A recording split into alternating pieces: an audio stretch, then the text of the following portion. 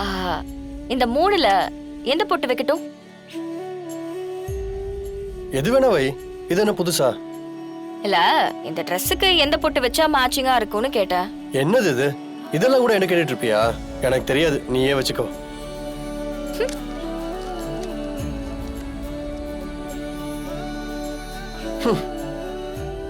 உனக்கெல்லாம் புருஷன் சொல்லி வாழ்ந்துட்டு இருக்கேன் பாரு. என்ன சொல்லணும்? என்ன? எப்படா ஏதாச்சும் ஒரு பிரச்சனை வரும்? கழட்டி விடலான்னு தானே பாத்துட்டு இருக்கீங்க. உன்னை யாரு வாழ சொன்னா?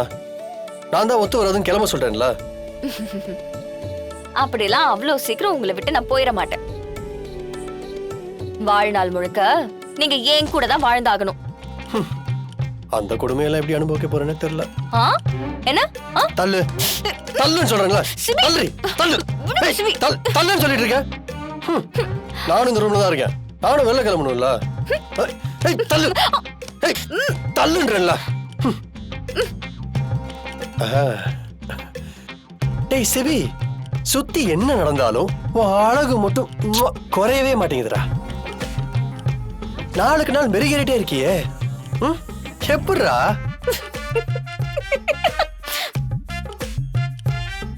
என்ன மெருக்கேறி என்ன பிரயோஜனம்? கட்டின பொண்டாட்டி கூட ஒழுங்கா வாழ தெரியல, மெருக்கேறாமா ஆள பாரு. ஏய், என்ன சொன்ன நீ? பா, ஒன்னும் சொல்லல சாமி. என் விதிய நினைச்சு நானே நொந்துகிட்டேன்.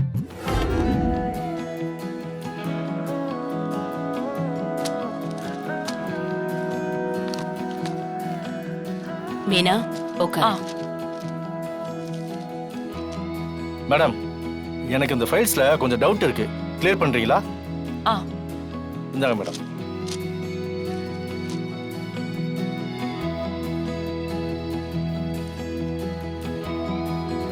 மேடம், நீங்க சொல்ற எல்லா கணக்கையும் டேலி பண்ணி பார்த்தாலும் 2.5 லட்சம் மட்டும் இடிக்குது மேடம். தெரியாம எதுவும் செலவு பண்ணிட்டீங்களா? இல்லையே, எதையும் மிஸ் பண்ணலையே, கரெக்டா இருக்குமே. இதோ பாருங்க மேடம், நீங்களே செக் பண்ணுங்க.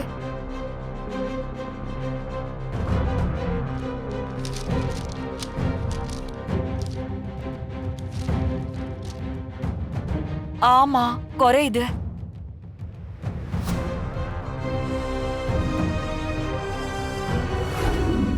இதுதான் நீ வரவு செலவு கணக்கு பாக்குற லட்சணமா? மா, என்னம்மா? எதுவா இருந்தாலும் பில்லோட வைக்க வேண்டியதானே? மீனா, நீ திறமைசாலியா இருக்க, அதனாலதான் உன் கையில சாவி கொத்து கொடுத்துருக்காங்கன்னு பெருமையா சொன்ன. இப்படி ஃபர்ஸ்ட் ஆடிட்டிங்லேயே நீ சொதப்பிட்டியே. என்ன இது? மா, 1 ரூபா 2 ரூபா இல்லம்மா, 2.5 லட்சம் ரூபாய். உனக்கு தெரியாம எப்படி வெளில போகும்? உனக்கு தெரிஞ்சிருக்கு, ஆனா வெளில சொல்ல முடியாம கஷ்டப்பட்டுட்டு இருக்க.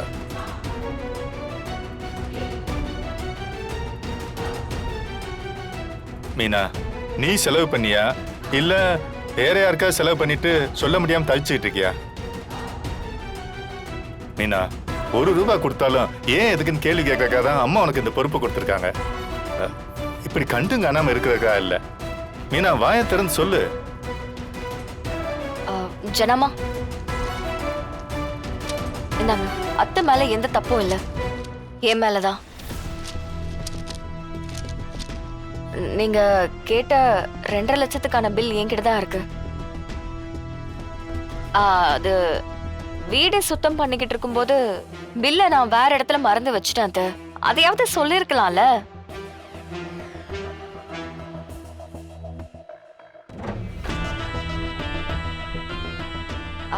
இல்ல ஜனாமா, அத்தை இந்த மாதிரி அதட்டி பேசினா தாங்கிக்க மாட்டாங்க. அதான் பதட்டத்துல என்ன பண்றதுன்னு தெரியாம அப்படியே சைலண்ட் ஆயிட்டாங்க. வேற ஒண்ணும் இல்ல ஜனாமா.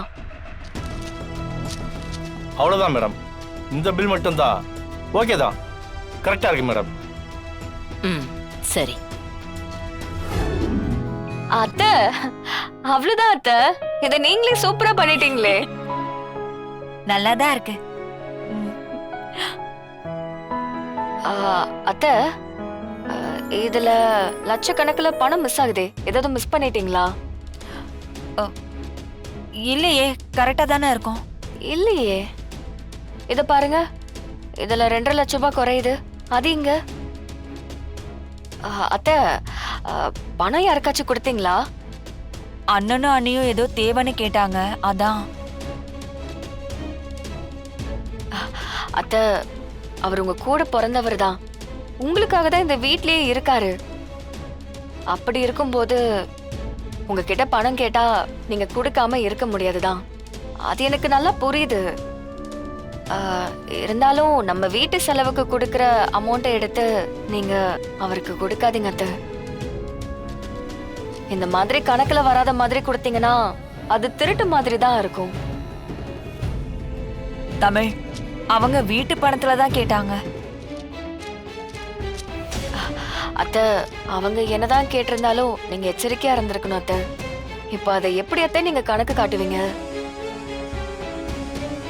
சரிங்க அத்தை, ஒரு தடவை நடந்துருச்சு. இனிமே இந்த மாதிரி எதுவும் பண்ணாதீங்க. இப்ப நாம இத ஜனாமா கிட்ட இருந்து மறைக்கிறதே ரொம்ப பெரிய தப்பு. இப்ப நாம அதை பண்ணவும் முடியாது. வேற வழியும் இல்ல. இப்ப நாம அதை பண்ணாதான் உங்க பேரை காப்பாத்த முடியும். அதனால ஏதாச்சும் போட்டு டாலி பண்ணணும். இனிமே தயவு செஞ்சு சித்தியும் சித்தப்பாவும் ஏதாவது பணம் கேட்டாங்கன்னா அவங்க கிட்ட எதுக்குன்னு கேள்வி கேளுங்க.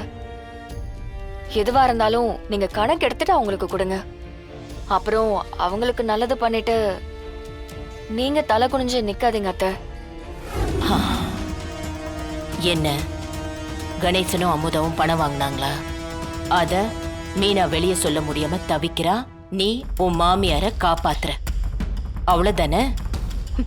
இல்ல ஜனமா, அது தமிழ், எனக்கு இதெல்லாம் புதுசில்ல. பல வருஷமா இந்த வீட்ல நடக்கிற விஷயம்தான். மீனா அதை தட்டி கேட்பான்னு வெயிட் பண்ண, இத்தனை நாளும் பண்ணல. இப்போ வரவு செலவு கணக்கு அவகிட்ட ஒப்படைச்சதுக்கு அப்புறமா அவ அப்படியே இருந்தா எப்படி? எத்தனை நாளைக்கு மீனா தப்பு பண்றவங்களோட கூட்டு களவாணியா இருப்பா? இது அவ வீடு, அவ பணம்னு பொறுப்பு எப்பதான் வரும்? பொறுப்பை கொடுத்தோம் அப்படியே இருந்தா எப்படி? மீனா இப்படி இருக்கிறது எனக்கு எவ்வளவு வருத்தமா இருக்கும். புரியுதுமா. ஆனா உடனே தட்டி கேட்டா அது அண்ணன் தங்கச்சிக்குள்ள சங்கடத்தை உருவாக்கும்ல, அதாம்மா. உறவு நிலைக்கணும்ன்றதுக்காக தப்பு பண்ண அனுமதிச்சா அதோட விளைவு என்னவா இருக்கும் தெரியுமா? ஒரு நாள் அந்த உறவையே தலை முழுகிற நிலைமை வரும். அதுக்கு மேல எதுவுமே இல்லை. அண்ணனா இருந்தாலும் தம்பியா இருந்தாலும் தப்பு பண்ணா கண்டிக்கணும். அன்புக்காக அதை வளர்க்க கூடாது. குடும்பத்துக்குள்ளேயே கொள்ளடிக்கிற புத்தி வெளியே போனா கை நீட்டாதுன்னு என்ன நிச்சயம்? நான் ஏற்கனவே அத்தை கிட்ட சொல்லியிருக்கேன் ஜனாமா. நீதான் உன் மாமியாருக்காக என்கிட்டயே பொய் சொல்ல ஆரம்பிச்சிட்டியே.